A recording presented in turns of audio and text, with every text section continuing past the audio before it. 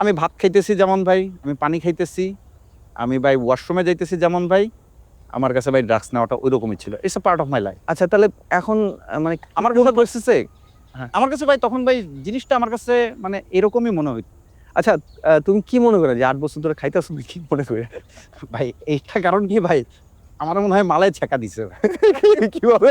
মানে আমি আপনার একটু আগে বললাম না ভাই যে হাই জিনিসটাই আমি ১২ বছরে বুঝলাম হ্যাঁ, না। হ্যাঁ।